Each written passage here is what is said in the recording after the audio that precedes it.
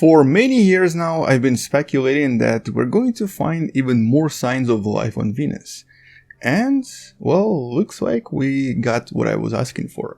Hello, wonderful person. Let's talk about this new discovery, very exciting discovery that suggests that there might be something happening on Venus after all. But I'm not going to go on a limb and say that this is life for sure, because it could be something else. Let's talk about this in a little bit more detail. And begin with a cautionary tale of the past from our neighbor Mars. You might remember back in the 90s, Bill Clinton made a pretty famous by now announcement suggesting that we found life on Mars, all of which was based on the discoveries coming from an asteroid we discovered in Antarctica that did come from Mars. This is sort of what we found there. These formations that you see right here from the asteroid known as ALH or Allen Hills 84001 were, according to some scientists, the signs that bacterial life, existed on Mars. And this, by the way, was back in 1996. Now, back then, I was about to start college and I got very lucky to work with one of the professors who was working with different asteroids and who was also trying to investigate ALH 84001, but he was doing it from a scientific perspective, trying to see if anything else can actually produce similar effects, and trying to find some other signs suggesting that this is not life. Now, years later, actually decades later, we know that this was not signs of life at all. This was a chemical reaction that was successfully recreated in the lab as well. So in some sense, the premature announcement that we found life on Mars is a really good warning for us that we should not rush into saying that we found life on Venus as well. The one major thing that came out of this study was that we should not use morphology, or shapes in other words, to suggest that life was found. Because if something looks like life, it doesn't really mean it's life. On the other hand, if something smells like life, is it life? Well, chances are that it can still be just a chemical reaction, which is pretty much what we found on Venus now. So we found these molecules known as phosphines, not to be confused with phosphines, which apparently is spelled just a little bit different but means a completely different thing. So we're talking about this, not this. This here refers to a psychological perception of light without any light being produced. So in other words, this is a completely different concept. This here is a molecule, and this molecule is also extremely toxic.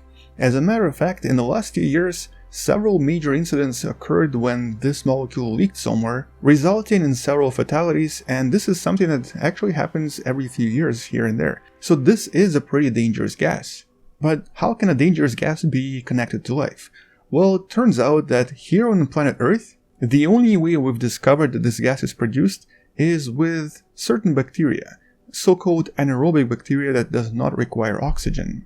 A lot of different types of these anaerobic bacteria exist on our planet.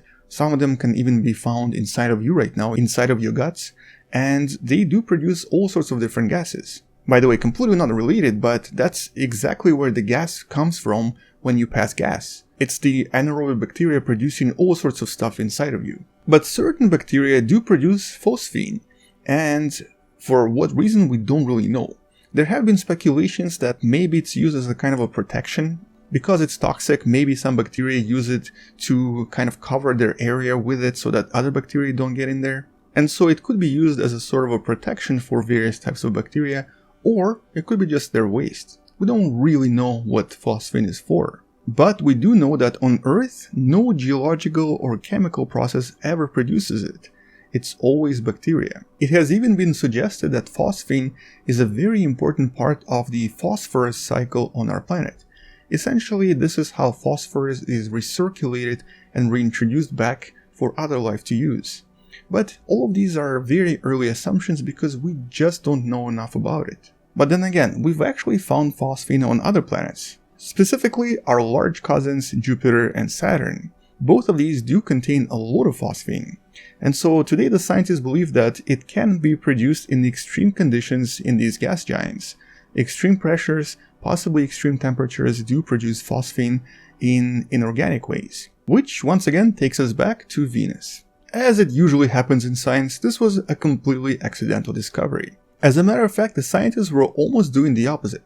They were using this beautiful telescope known as James Clerk Maxwell Telescope to try to rule out extreme scenarios and to try to establish a kind of a base for what we should be looking at when looking at other planets. Now, this telescope is able to observe in sub-millimeter range and is able to see certain wavelengths in extreme precision. And it just so happens that one of these wavelengths is apparently the absorption spectrum of phosphine as well.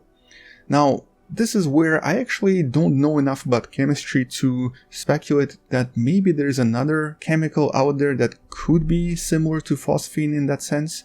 So if you do know enough about chemistry, please let me know in the description, because maybe it's just a chemical that's very similar to phosphine, has a similar absorption spectrum that's not phosphine.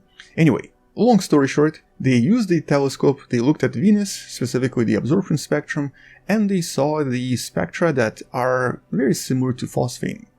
And this, of course, was very unexpected. They did not expect to find this in the atmosphere of this planet.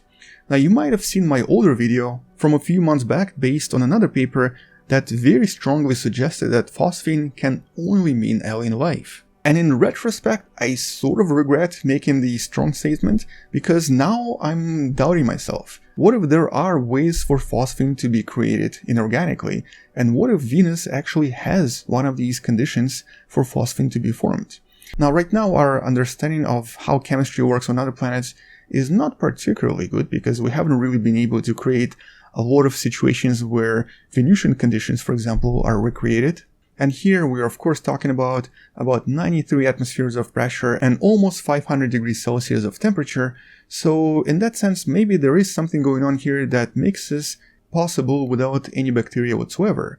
But then on the other hand, if you've been on the channel long enough, you probably know that I'm a strong believer and a proponent in thinking that there is definitely life on Venus. I'm just not entirely sure that this was the sign of it. Maybe one of the signs, but not a definitive sign. And by the way, a lot of the speculations and a lot of the ideas behind life on Venus began when we started observing unusual formations inside the clouds of Venus that were absorbing the light coming from the sun in a very unusual and very peculiar manner. These so-called light absorbers, as they're known today, are still a mystery and are definitely yet another sign that life could be present on Venus after all. But the other obvious reason why we believe life is totally possible here is because life can exist in the upper atmosphere. One of the previous papers I've mentioned had this beautiful illustration in it suggesting that, well, right around here, around 50 to maybe even 70 kilometers above the ground, is where life can definitely exist and even thrive, because we get about 1 atmospheric pressure, which is similar to Earth, and the temperatures are also very similar to what we have on the surface of the planet. The only difference being that it's also a little bit more acidic. But we also know that here on Earth we have extremophiles that absolutely thrive in acidic conditions. We found them everywhere on the planet, especially in extreme, very hot, very acidic places. The most famous example, of course, is the Yellowstone National Park, which is what you see right here. And these bright colors are all bacterial in nature. This is all produced by all sorts of different extremophiles. So in that sense, finding life in there is totally not unusual. It's just we haven't really had enough signs of life yet.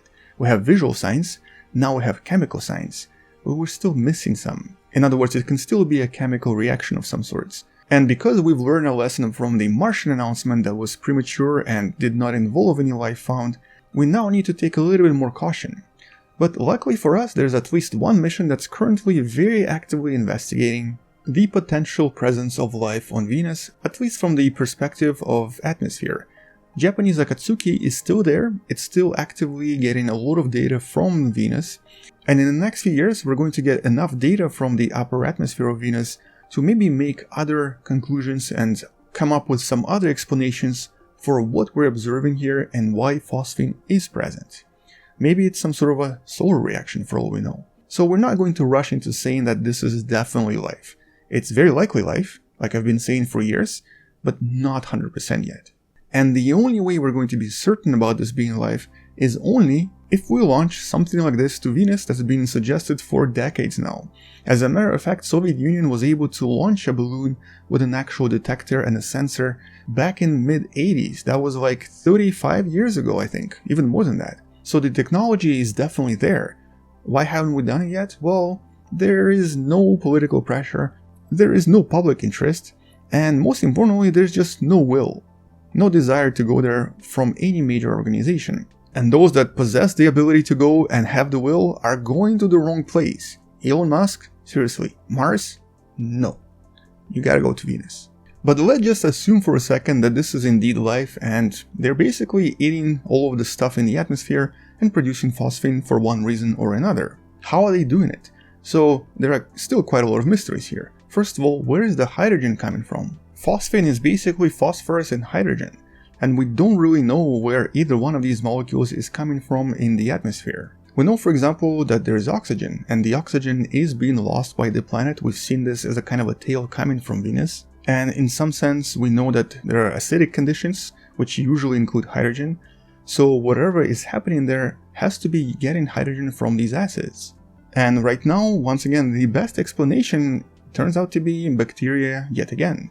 Acidic extremophiles specifically. They would love to use acid and get all of the hydrogen from those acids. But what about phosphorus? Well, on Earth, phosphorus is in a kind of a cycle. The bacteria get phosphorus from other organic matter that they consume. Is that what's happening on Venus as well? Do they have other organic organisms circulating in the atmosphere that this bacteria eats? That's kind of what sort of is being implied here. At least that's if we use our earthly comparison. Chances are, whatever is happening here is, for the lack of a better word, alien.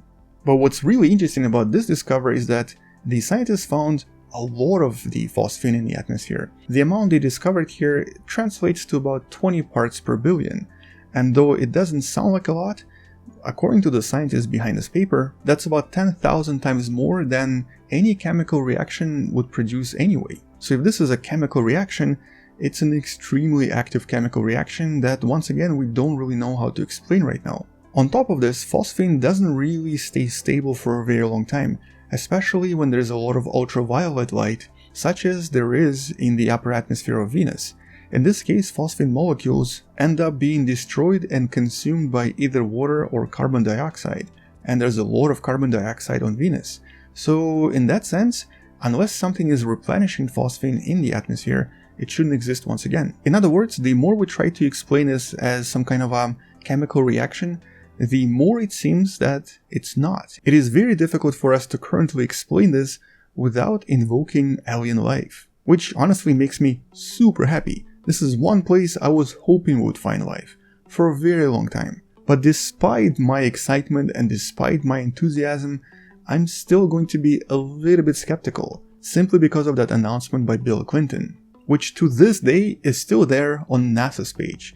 And that is a good reminder for us to be really careful this time. So even though maybe in my heart I believe that it's life, my brain tells me otherwise. My brain tells me to be very careful. And hopefully your brains will tell you the same.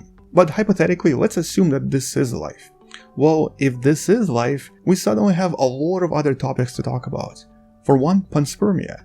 Did this life come from Earth? Or vice versa, did the life on Venus create life on Earth later on? Many modern studies suggest that Venus looked something like this billions of years ago, so it did have habitable conditions.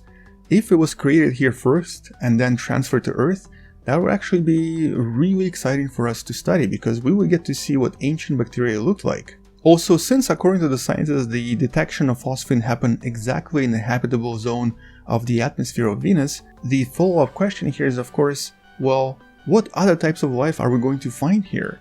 It's very unlikely that there's just going to be one type of a microbe living here. It's very likely that it's a community that sort of circulates and recycles materials from one another, which would of course solve the mystery of where the hydrogen and the phosphorus come from. So definitely a lot of exciting questions, possibly a lot of exciting studies and discoveries in the next few years. But what I'm hoping for is more missions. A lot more missions. Honestly, forget about Mars, at least for the time being. Let's focus all of our attention on Venus and try to find what we can discover there. Now, NASA currently has at least 2 major missions planned for Venus, but they're still in a far enough future. One of them, the Veritas mission, is going to hopefully have a lander that will hopefully explore the surface of Venus. A few months ago I made a video that you can find somewhere above my head that talked about the absolutely incredible competition and designs that NASA was able to collect from all over the planet that are hopefully going to result in an incredible new invention Essentially a kind of a robot, mechanical robot that has no electronics on the inside that's going to go to Venus and explore it. But that's in the future, possibly in the next 5 years or so. For now, we don't really have anything going on for the next 2 years, so this is where we need private companies. Possibly SpaceX, maybe some other company, Electron, maybe you guys. Anyway, someone needs to go there and find out what's happening. And all we need is just a tiny balloon. Something that can go into the upper atmosphere, grab a few samples and return them back to Earth. The Soviet space program was able to achieve this back in the 80s, but they had an active balloon system, so building from that should not be too difficult. We definitely have the technology for this. So if all goes well, in the next 5 years, we'll have the answer to the question of, is there life on Venus? For now, it's a really big yes maybe. Anyway, on that note, thank you so much for watching, subscribe if you still haven't, share this with someone who loves learning about space and sciences, but also check out some of the previous Venus videos I made, and most importantly, other videos that relate to the alien life and the possibilities of alien life somewhere out there. On that note, thank you so much for watching, I'll see you tomorrow, possibly support this channel on Patreon or by buying the Wonderful Person t-shirt. Either way, I'll see you tomorrow, space out, and as always, bye bye.